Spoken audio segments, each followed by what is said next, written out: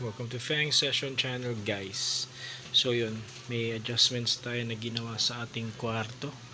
Ayan, guys, pakita ko lang sa inyo. So ito, more on mga scorpions, no? Mga scorpions to. Ito yung mga ating mga tarantula, guys. So may konting collection tayo. So maliit lang yung space natin, guys. Ayan, nakita nyo, ito yung mga feeders natin.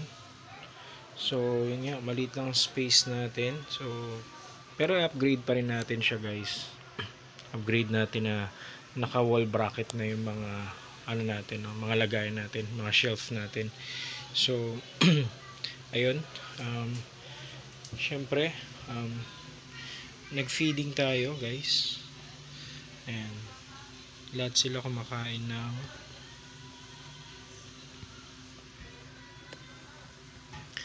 focus. Ayan, lahat sila, guys, ay kumakain ng dubia.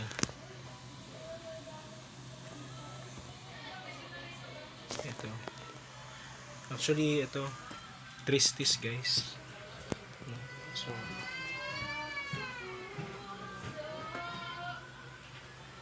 ito,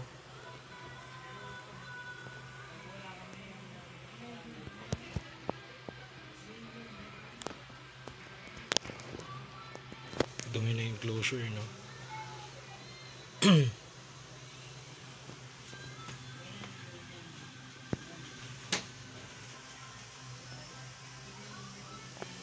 labo. Tingnan natin yung iba. Ito, guys. Ayan, may dubia din siyang hawak, no? So ayan, hindi na natin sila di-distract. At yung isang ano natin, guys, nag-molt. Ito sa emperor natin. Ayan, hindi na natin sila masyadong gagambalain kasi binibitawan nila yung enclosure ay na nila, no, pagkain nila pag nabibigla sila. So ayun, ito nahuli nating centipede, guys. Ito, Rhysida longipes lang din naman to. So ayan, ito may nagsipag-molt din. Ayan, LQ or Death Stalker. Ayan, tapos si Big Mama nag-molt din to. Iba natin, guys, ha. Ito, guys. So ayun, guys, so jet black, fresh molt yan. So ayan, I expect, guys, itong Lasiodora Parahybana na to, it's around nasa 7.5 to 8, no? 7.5 to 8 inches. Tapos ito na, the rare one. Ito ang Sudhapalopus sp. Columbia. Ito, guys.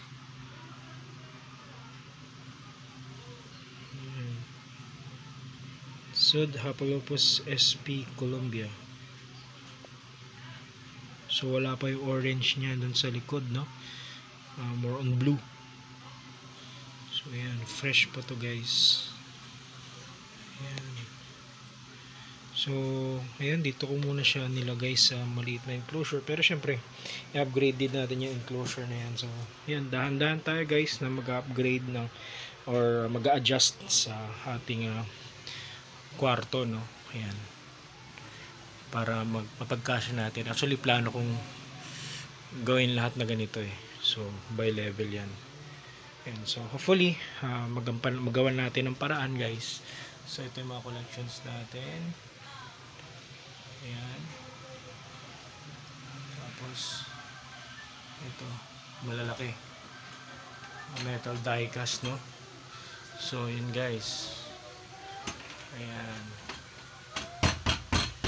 so yun, sorry naputol, no? So ayun, subaybayan nyo ako sa ating ibang video, no, if ever na maka-upload pa tayo ng bago. So yun, isang quick update lang guys sa ating mga alaga at sa ating kwarto.